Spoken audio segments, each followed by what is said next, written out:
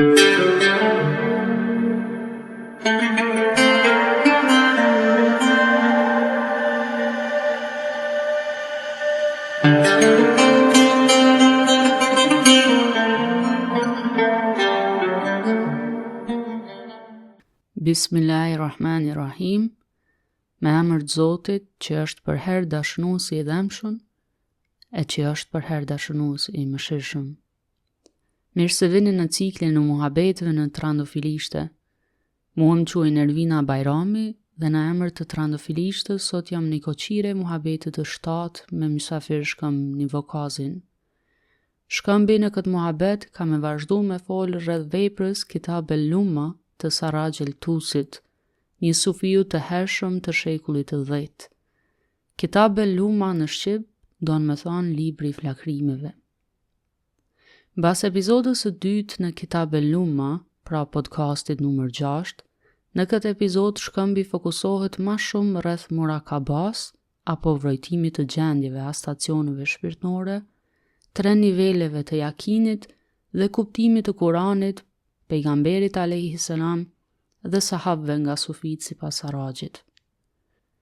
Shkëmbi, siç e kemi cekë edhe më herët, vjen prej qytetit Gjakov të Kosovës, ka kryer shkollën e mesme në medresein Alauddin të Prizrenit për të vazhduar masnej me fakultetin e përgjithshëm teologjik dhe masterin mbi tesavufin në Universitetin Marmara të Stambollit. Studimet i kreu me hulumtimin dhe temën Tarikati Rifai në Kosovë dhe vepra rehber e Sheh Adem Nurit. Pas gjatë ma shumë, ju ftojmë ta dëgjoni muhabetin tonë të 7. Ndëgjim të këndshëm.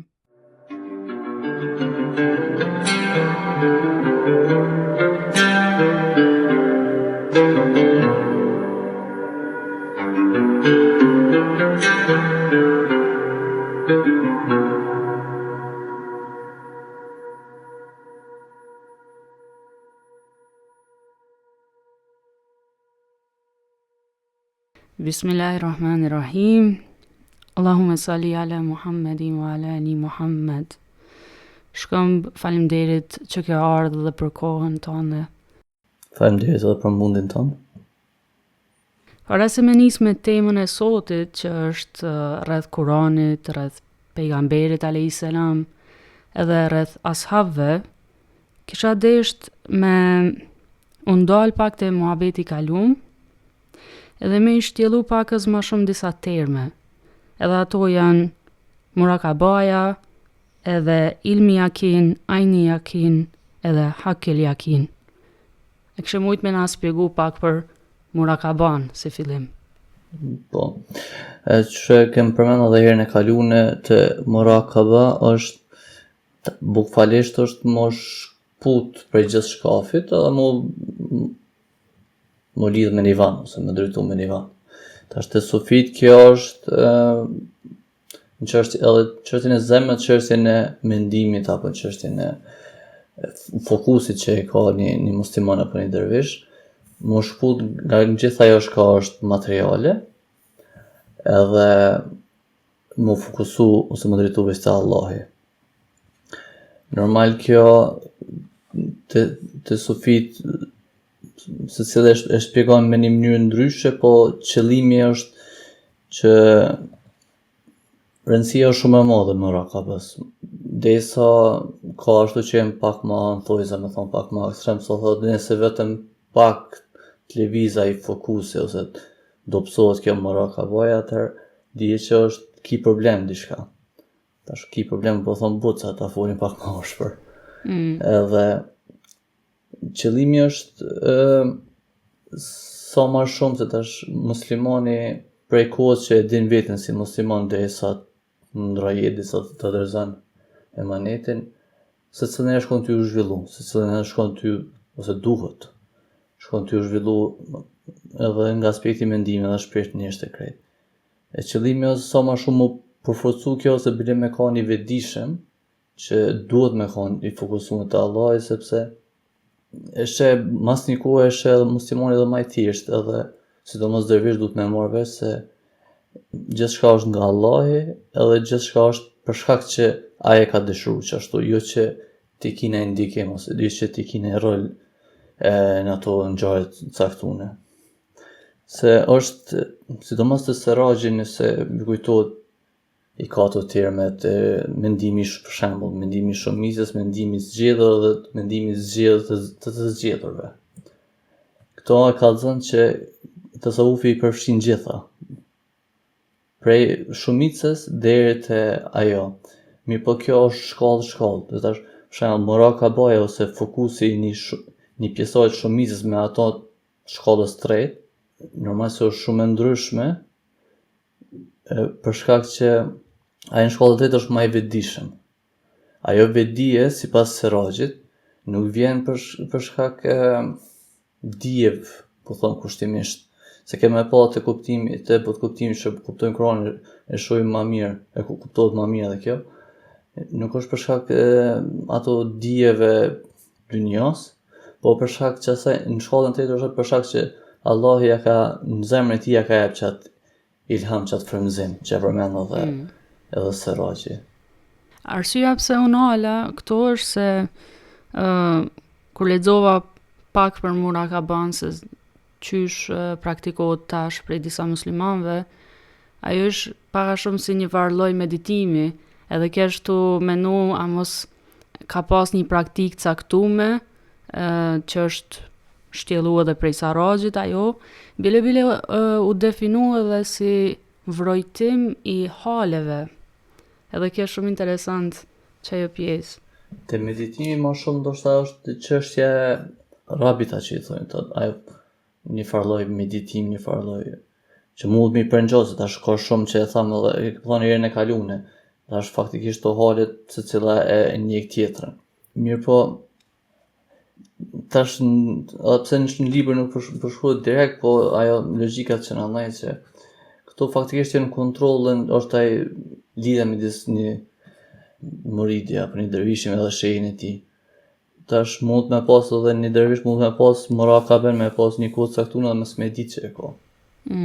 Edhe që ajo do të mund të sej. Ndërsa momentin që kur veç vjen vetëdijshëm, faktikisht atëherë më shumë shkon ka makam se nga halet, se halet ka vjen edhe pa vetëdijen tonë, ndërsa njerëzit kuptojnë makam e ka një farë vetëdije të caktuar. Faleminderit. Tash na shtak shumë shumë me shku pak te Jakini. Jakini bukfalisht, me përkthy bjen që me ditë vërtetën, po me ditë diçka që nuk ka asnjë argument kundër. Domethënë e din, me thonë 2 + 2 = 4, s'mund me pas argument kundër.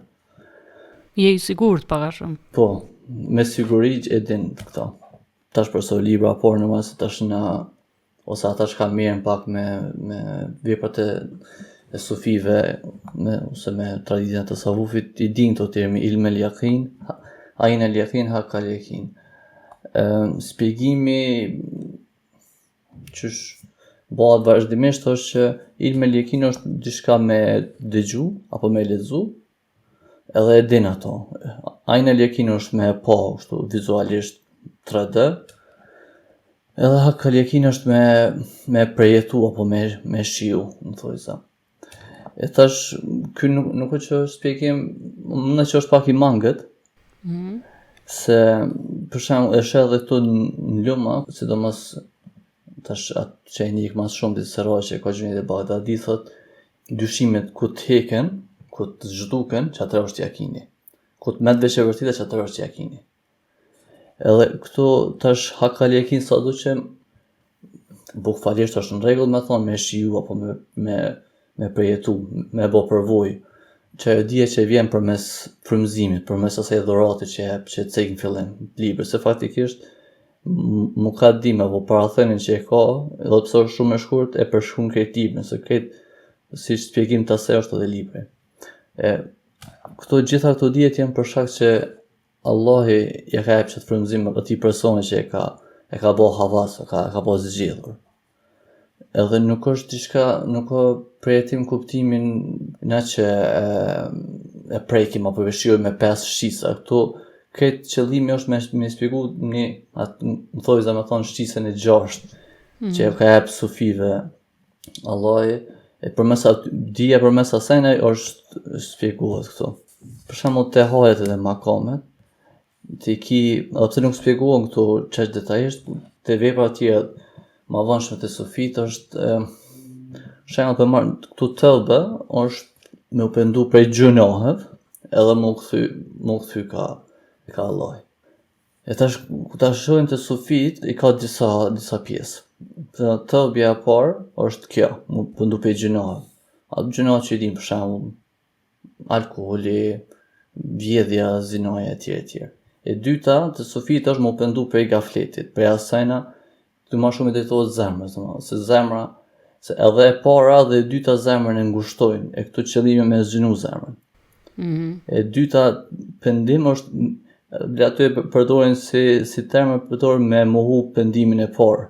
E tash pak, edhe ku diskutojshim to, thëshim ti pe përmend fillimin mos ne po e mohon, po fatikisht ti vjen me një stat ku thu që tash shembull me marr për më kuptu ma mirë, ti një sufi ose një njerëz ngritën ti më shumë i thon me ofru për shembull alkool ose me thirrë në zinaj e të bën hajgara din as nuk e prek ato, nuk është prokupim ajo për ato. Për ato janë prokupim disa gjëra tjera që kanë bëjnë ashtu me gafletin apo me lidhjen direkt me krijuesin. Pendimi i dytë është pe gafletit se te kusheri është një shpjegim thot njëri ku të ngritet, faktikisht edhe nefsi ngritet. Se ty largu pe gjunohe, ja nis me të pëlqy vetja dhe ajo është ushqim për nefsin.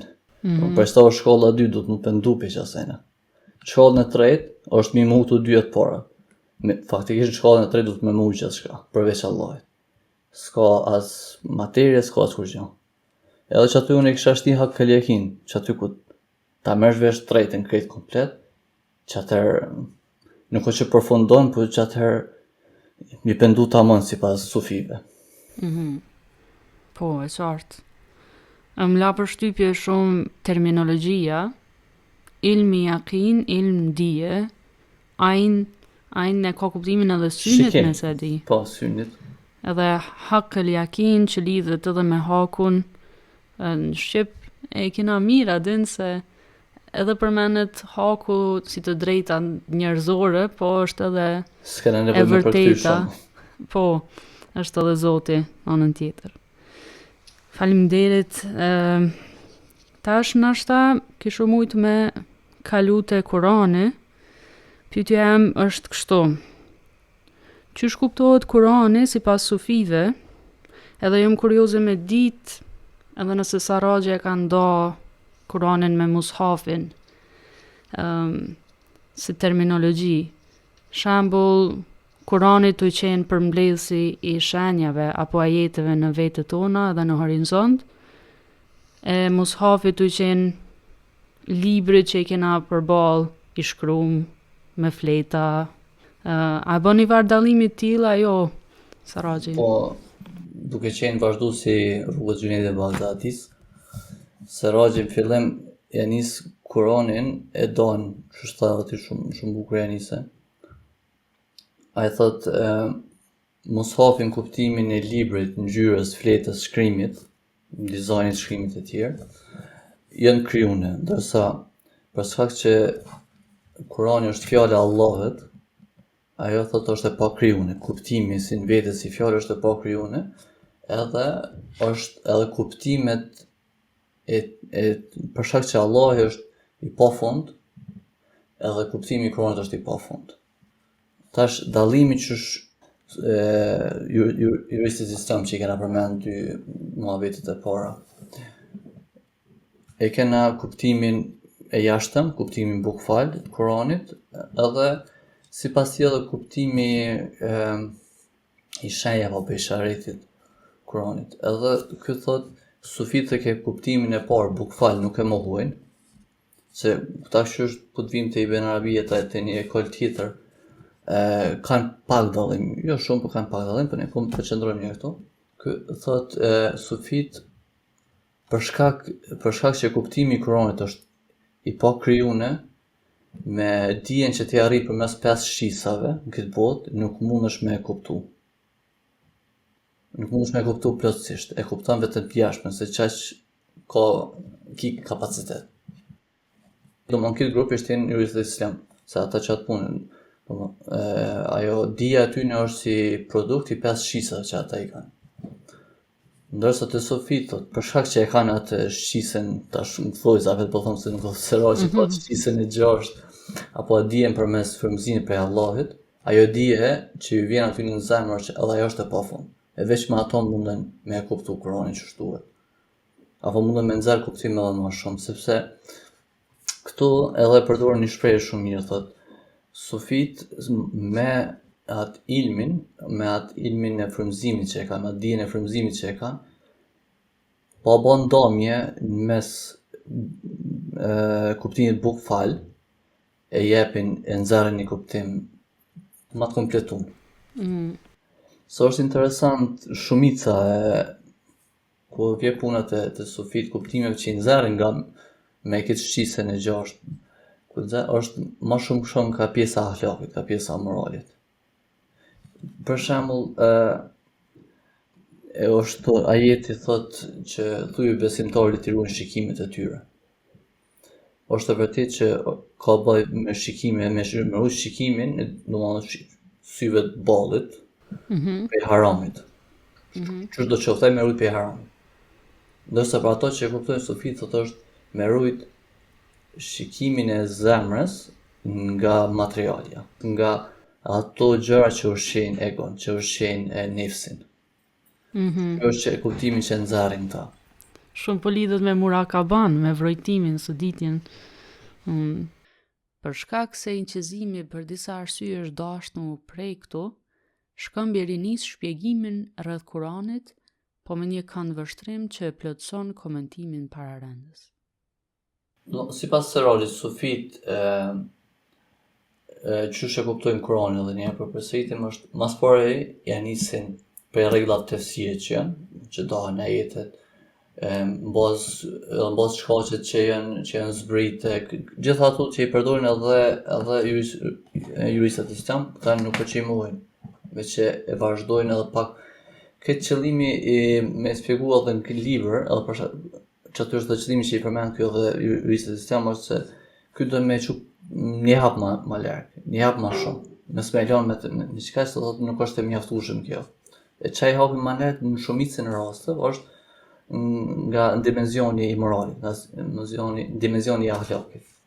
Nëse një sufi, nëse një dervish e përdor atë shqisen e 6 ato që e ka hap Allahi, me nxjerr një kuptim nga një ajet i caktuar, pa i përdor rregullat që janë tefsirit e këtu, thotë në shumicën e rasteve ose në gjitha rastet rezultati ka më qenë gabim. Sepse kuptimi që ti e nxjerr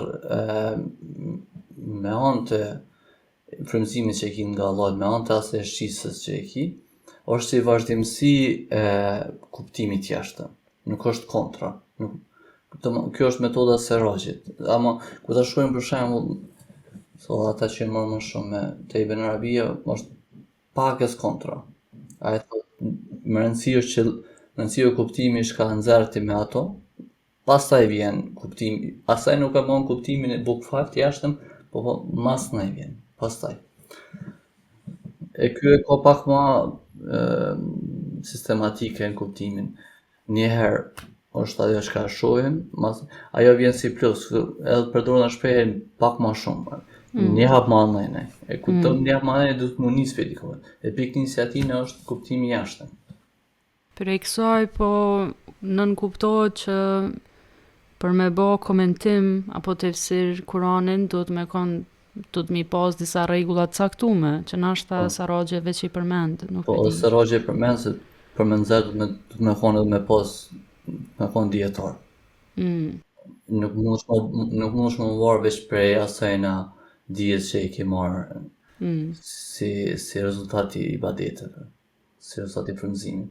E kjo komentimi tjetër që po i vike si inspirim, me sa di po u quj ke isharet, nashta jam gabim se në një prej mësuesve të mi të paktën e përdori këtë farë dallimi edhe gjatë që se kisha ditë më herët. Që thotë edhe Sarroxhi shumica edhe vazhduesit sufi tjerë që kanë lënë vepra për mbrapa, e shohim se metoda është kjo, ja nisin me rregullat e tefsirit, ja nisin me a është ajeti me dinas me kas, ja nisin ajeti në kohën kur u zbrit, për kënd u zbrit, krejt këto rregulla, pastaj me dijen që e kanë si rezultati i ibadetit dhe afërsisë të tyre me Allahut, e vazhdojnë e nxjerrë një kuptim pak më ndryshe. Më ndryshe në kuptimin opozit i tina, po thellohen më shumë e hapin më shumë, se vetëm fjala tefsir vjen me hap, bukfalisht. Sa e bukur. Tamam e hapin kuptimin, e hapin ajetin. Mashallah. Nuk e komentojnë, se tevil i bjen me komentu, sipas mendimit një dietar të caktuar është tevil me komentu. Se pas në ditë për në tefsirin, shumë e bukur. Nëse ki diçka me thonë tjetër, të pjesa e Kuranit. Edhe një pecek në fillim të librit, thot, Allah e ka zgjedhë një grup të caktuar, Mustafa përmend shprehjen që është faktikisht emri Mustafa vjen për qasejna, domethënë Mustafa është folja që prej një grupi të caktuar me zgjidhje më të mire. Përsa ka edhe njëri prej emrave pejgamberit alayhis Mustafa që më i mirë u thon. Gjitha kohra, jo i shkollës vet, por gjitha kohra, që ashtu s'po besojmë ne. Prapë po them te kuptimi i jashtëm bukfal kuptimi që e nxjerr që thellohet që përmend ti shpejt. Këtu është metoda pak më kuptoj më mirë është edhe dyt. Hem më thonë, ose edhe dyja ti përdoren. Nuk e marr njëra tjetrën. E suporton njëra tjetrën. Që për shembull një rast që është me një hadith, thuhet që pejgamberi alayhis salam ka thonë mos e hini shuplak, domethënë mos ja hini në fytyrë njerit. Këto e kum ditë qysh jam kanë e vogël edhe rrjedhimisht ka vlerë edhe të jashtme, po ma vonë pa ta lexu dikun te Henry Corbin duket te Alone with the Alone, edhe ai e shpjegon që thot mos me ja hi shuplak të jashtmes apo komentimit të jashtëm që veç u cek në këtë rast. Që në këtë rast po vetë që ky komentim është i brendshëm i çati hadithit, po në anën tjetër po kthehet prap te jashtmja. Tek që e përmendëm Mustafajn alayhis salam, çfarë raporti kanë sufit me pejgamberin alayhis salam sipas Sarrajit? Sipas Sarrajit, ku ja nis me folë për pejgamberin, kështu si kapitull për herë parë, thot që është pejgamberi më i lartë për gjithë pejgamberëve. Kështu edhe cek disa ajete, shembull, te ajete që është shumë interesant si shkon ty krahasu. Për shembull, Hazreti Ibrahimi është ajeti që Hazreti Ibrahimi lutet Allahut, thot, ditën kur do të ringjallësh robërit e tu, mësëm bërë rezil. Mësëm bërë rezil kuptim, mësëm shkatro, po rum. Ku dje puna me që i drejtohet pejgamberit, Allah i thot, ty edhe gjitha që ata që të kanë besuar ty ditën e ringjallës nuk do t'ju bëjmë rezil. Edhe masnej i cekin gjitha jetit që është kush i bindet Allahit, du të me bindet pejgamberit, kush i bindet pejgamberit, bje që më ka bindet edhe mu. Në shumë raste janë këto që përmendën këto ajete i cekin. Në fillim këtë janis, Sarrajit janis me këto. Cakton autoritetin e pejgamberit mbi gjithë pejgamberët tjerë, faktikisht edhe me gjithë krijesat tjera. Pastaj e vazhdon se tash te sufit një gjëra më të rëndësishme është zinxhiri që i lidh nga ai personi deri tek Allahu. Aty në zinxhirin është gjithçysh është pejgamberi alayhis salam, si hallka dytë. Por pe Allahut e pejgamberi, përmes Xhibrilit e pejgamberi, pastaj varet pe tarikatit që do shkojnë ka Ebu Bekri dhe në pjesa më madhe ka Hazreti Aliu. Edhe përveç aspektit moral, ta shohin edhe pejgamberin si oksigjeni i qenies tyre në kuptimin që nëse s'do të ishte ai ne nuk ishim sa që jemi, ndoshta do të ishim krijesa të tjera, por jo sa që jemi. Edhe shohin si ka një shprehje është ajo gjësqyshit. Me spjegu pak më është nuk bën pa to.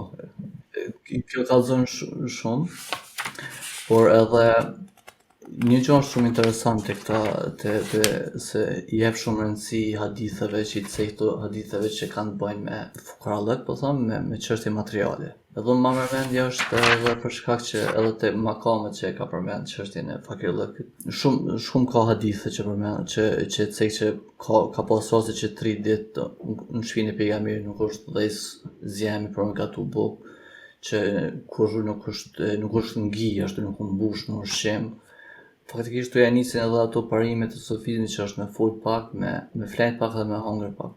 E të cek edhe të çështja e botkuptimit, se këto pak shumë në mënyrë gjenerale shpjegon botkuptimin e sofive me pasunin, ose me ato se sa jo ka jep Allah dikuj ma shumë, dikuj ma pak në botkuptimin tonë. Po nëse e shohim të sofi tjerë shembull, po një shpjegim shumë interesant. Thot botkuptimi i sofive, këto është raporti tek Allahu, thot është raporti sikur mes pronarit edhe sklavit. Se që sklavi nuk ka perceptim se nuk ka idesë vlefsën e parës. Ai e din veç që është sikur para që mundosh me blej diçka me hangër çesh. Thot relacioni i sofive me Allahin është ky. Ata nuk i kqyrin sa po jep, veç i kqyrin apo jep. Se nuk e din, nuk e kanë mendje perceptimin e sasisë. Ata veç e kanë perceptim se shka po jep ai. Nëse jep ai është për ata janë të kënaqur. Ndoshta edhe për shkak nevojës kohës në atë kohë që është se ka gjithmonë edhe jo veç të sufit, po të ato disiplina tjera ka që bëhen pyetje se pse dikuj Allah jep më shumë, dikuj më pak, edhe çu do të më qosni musliman ndaj çtine, ndaj kësaj vërtete, se është diçka na shohim qoftë nga aspekti material, qoftë nga aspekte tjera. Edhe këtu ka shpjeguar unë ndërlidhem me disa sajna pronarit dhe sklavit, këto e bëna unë, po unë shoh se kështu edhe ky e bën çat asishne. Te kusheri është një rast të kallzon, thot ato që i shpjegova më herët të vjetën, ku të mohon gjitha gjanat, edhe është veç Allahi për ty, atëherë për një sufi është e liuni me kon pasunik. Ku ti mohon gjitha gjanat, se pra në qatë kohë për ty ma nuk ekziston parja si vlerë monetare në kuptimin me sa zerre në masnishit. O ti veç është sikur një diçka që s'është. Nëse më në thonë që një diçka që s'është. Që ashtu është, e pra ata nuk është më rëndësi ti është ka ai pasunik është ka ai. Se nuk ka ku çfarë ndikimi as nuk e percepton atë ndikimin e saj, sikur që thash edhe më herët, nëse shkon një dietar ose një ngritur sadopak e fton për shembull në alkool ose në zinë ose në diçka, pra ato është kesh ka mund të thonë mund me kesh, atë mund duket çëshrogë se nuk kanë kurçfat, as nuk e çon mend atë punë se nuk ekziston për ato ajo punë. Po besoj se që kjo po lidhet një hadithi mirënjohur në pejgamberit alayhis salam që thotë varfënia është krenaria jam. A mos është lidh çatë. E cekë edhe këtu. Bile është edhe një rast shumë interesant. Vjen një ashab i thotë pejgamberit unë e dua shumë. Që ka pas raste. Edhe pejgamberi thotë bënë gati pra për belasit kanë metar. Në kuptimin e dynjas, faktikisht muslimanët nuk janë fort rahat. Përgjithësi në këtë botë. Se nëse je rahat në këtë botë, atëherë Marakave nuk i ki for në fokus, me thonë ma, kështu, se si i fokusun tek Allah, për i fokusun të materialja. Kisha desht me u lidh pak edhe me kohën tonë moderne, e shoh se ka pësu një farë degradimi edhe koncepti mbi pejgamberin alayhis salam, ose besimi jon mbi pejgamberin alayhis salam, apo edhe lidhja jon direkte me to. Është interesant që në namaz, për shembull, kur jepim selam ndaj pejgamberit alayhis salam, ajo është në kohën e tashme, për shkak se ai është i gjallë, edhe ai thuhet se e kthen selamin ton. Edhe çka është më madhështoria është se vetë Allahi në Kur'an thotë që Allahi edhe meleqt i çojnë selam pejgamberit alayhis salam. Kisha bërë një pyetje, a flet Sarraxhi mbi hakikatin Muhamedije apo nurin Muhamedije, sikur sufit e tjerë? Në ato tema nuk kenë, domethënë, se në fillim nëse të kujtohet kur e patëm nisë shpjegimet e librit është që faktikisht Sarraxhi e ka përmbledh to pe libër është pe mendimin sufive para tina. Shumë pak jep mendimet, shumë pak jep mendimet veta. Edhe kjo pak tash më shumë ka metafizika, ku të folën për nurin Muhamedije, më shumë shkon ka Ibn Arabias edhe Konevi e tjerë, se tash ku gjë punat për me shpjegu krijimin e universive, e alemeve, botrave. Filozofët islam, kelamxhit edhe sufit se ka një mendim ndryshe, që është kriju bota. Te këta është te sufitët nuri Muhamedije. Se është pse me kështu nga aspekti ngjojnë nga pak, po këta se një shpjegim që është se Allah e për dritës vetë ka da një dritë dhe i ka thonë bënë Muhammed dhe për asaj dritë i ka kriju gjitha tjera. Shka shohem e shka nuk shohem. Ta është shkurt për një këto se është me gëllat. Po jo nuk fol për kështu, nuk fol diçka për... A më e pash që për shembull e kish përmend pak të një hadith që thotë unë nuk jam si jo, ama Zoti më jep me pi edhe me hangër. A kishe pas ndaj shpjegim mbi këto? Tash edhe thot ka ose që unë jam besher, jam njeri si ju. Kuptimin është që dukna si ju.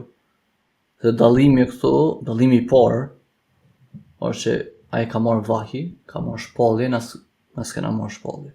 Frymëzimi nuk është shpallje, frymëzimi është vetëm një moment që Allah ta lejon me kuptu ti më mirë shpalljen, Kur'anin. Nuk është shpallje në vete.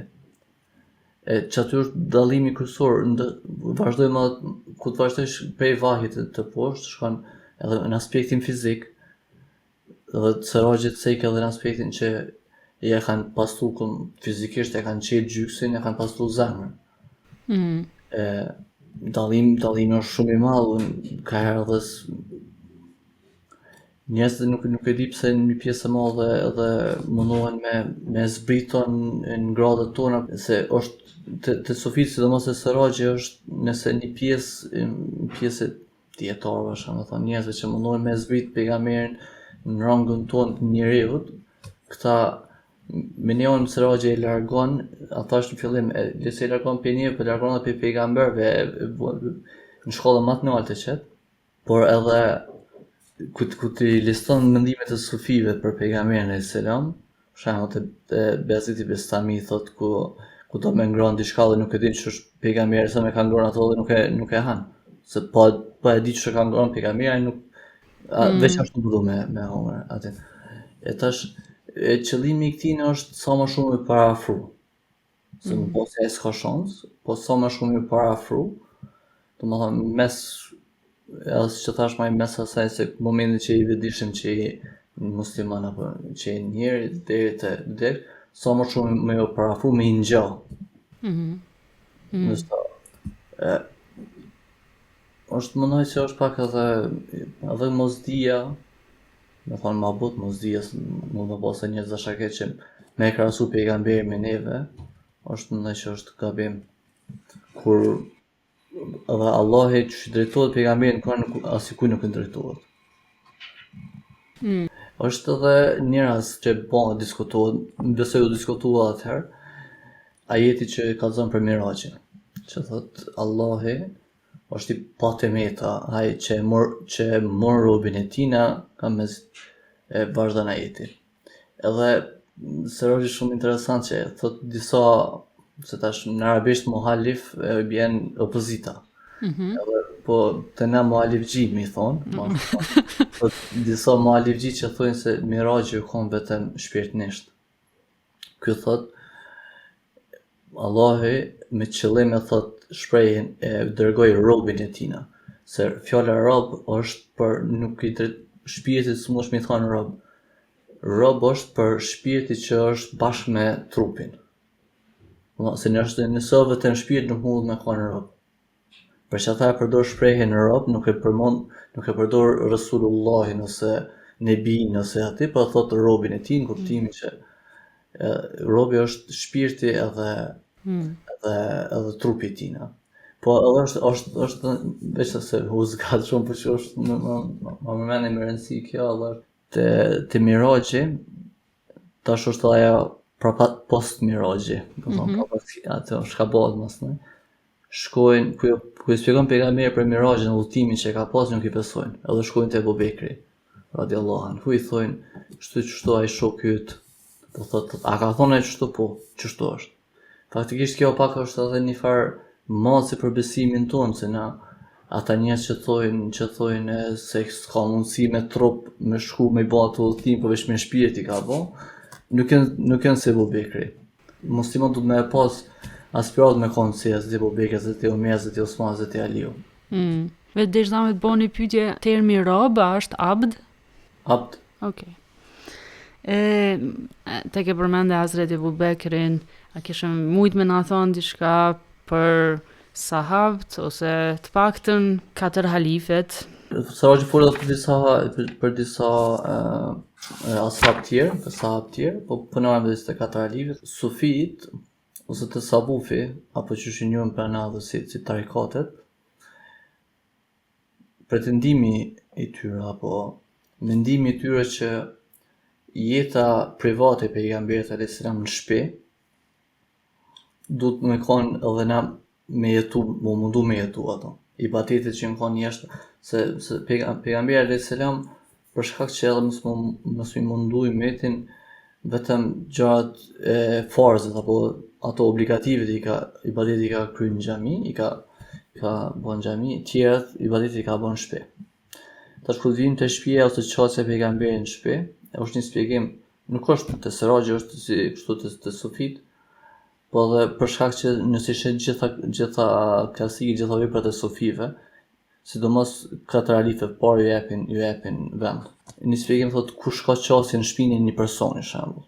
Ka qasje fëmia e tij, ka qasje dhunurt, dhe kanë qasje familje, domethënë baballuki, baba i gruas. Tash ku ta shohim, Hazreti Abu Bekri ka baba i gruas pejgamberit, baba i Aishës. Hazreti Omeri është baba i gruas pejgamberit. S'më kujtohet emri, ç'është ka pas, Hafsa nëse s'ka bëja. S'më kujtohet tash emri. Hazreti Osmani u kanë dhëndri pejgamberit, që ka 2 çikat e pejgamberit ka pas, Zeynepin edhe Rukijen. Hazreti Aliu që dim krejt u kanë dhëndri pejgamberit, ka pas Hazreti Fatimin. Gjithë kanë pas qasje në shtëpinë, direkt shtëpinë e pejgamberit, shto me hi pa trokit në ashtë ajo, se është e dek, po pa ftesë ka mujtë më shku në shtëpinë e pejgamberit. E për ata dhe dijet që vinë nga ata, gjithë sufit i pranojnë si dijet që vinë nga shtëpia e pejgamberit, nga intern, në shtëpia brendësia. Për ata dhe janë shumë të rëndësishëm për gjithë sufitjen, dijet dhe jeta që kanë bën këta 4 halife për sufit dhe për mënyrën shqyqase në sufit, qoftë ibadetit, qoftë lidhjes tyre me Allah, i kanë shumë rëndësi. Jashtë asaj që edhe 2 nga ata janë, Hazreti Abu Bekri është në silsilen e disa tarikatet, dhe Hazreti Ali në cilësinë e shumicën e tarikatet tjera. Bile tarikatin Akshbendi, Akshbendi, Mevlevi dhe Bektashi nga Hazreti Abu Bekri. Edhe Mevlevit? Edhe Mevlevit, po. Mashallah. Çdo po dume edhe për rëndësinë e këtyre të 4 është edhe një hadith që është shumë interesant në veprën e Serajit për sufit sidomos, me këqyra edhe referencat që ai përdor. Do thonë Buharin e përdor, që ka shumë raste që sidomos kohën tonë edhe mohohet. E përdor edhe transmetime nga Hazreti Aisha i përdor. Me qëllim për i kallëzoj për shkak diskutimit që bëhen pa nevojshme. Tu po përfundoj për 4 halife të mëdha, një përshkrim që jep Hazreti pejgamberi, thotë për ata, për ashabë kiram, për ata thotë më rëndësishëm është më bashku me Allahin, me shku te Allahi se me jetu. Për ata A jem pak a shumë kur nuk tuten, nuk frigohen nga armiku. Ata nuk brëngosin për dynjë, ata shka t'i jep Allah ata janë t'knaqur. Që po kthehem te ajo që thash, lidhja e një sufiu me Allah në çështje të pasunisë. Edhe në çdo moment që ata janë falëndrues te Allah, në çdo hal. Kjo përshkrimi për 4 halifet e mëdha. A është përshkrimi për 4 halifet apo për ashab në përgjithësi? Tu që është të cekë së rogji se për shkak që o t'i folë për 4 halifet e cekë për këta. Aha, okej. Për ta të 4. Tu veç po në hadith është ashabi kiram, ashab të mëdhaj. Mundë me hidha ashab tje, po kjo e të cekë si ku të folë për ta të 4 ti e përmend. Faleminderit. Për herën tjetër e kam bërz me të pyet nashta për karakteristikat, do karakteristika themelore për këta ashab, nashta kisha mujt me na kallëzu. Po për shkak të kohës, po të falenderoj sot për muhabetin. Nëse ki diçka shumë shkurt me shtu, mundesh me shtu, përndryshe takojmë në episodin e radhës. Shumë shkurt, me vazhdua tash e kam thënë herën e parë e dytë, tash e treta. Qëllimi i Siraxhit nuk është me bën ndosim, qëllimi i Siraxhit është me kriju lidhje, me bën një vazhdimsi. Çka kisha më thonë, që edhe çdo shpjegim tine e ka që dimension. Në farë vazhdimsi. Po. Vazhdimsi në kuptimin që thashë më herë që më shku një hap më amene. Mos me mohu këto që ki, po bish më shku qëllimi i Sufijës është me shku veç një hap më amene. Edhe që aty është ka dallojnë për tyne, sa ata mundën me shku një hap më amene se e kanë shqisën e gjashtë. Po frymëzimin pe Allahit. Po. Faleminderit shumë. Alhamdulillahi rabbil alamin. Allahumma salli ala Muhammedin wa ala ali Muhammed. Selamu alaikum.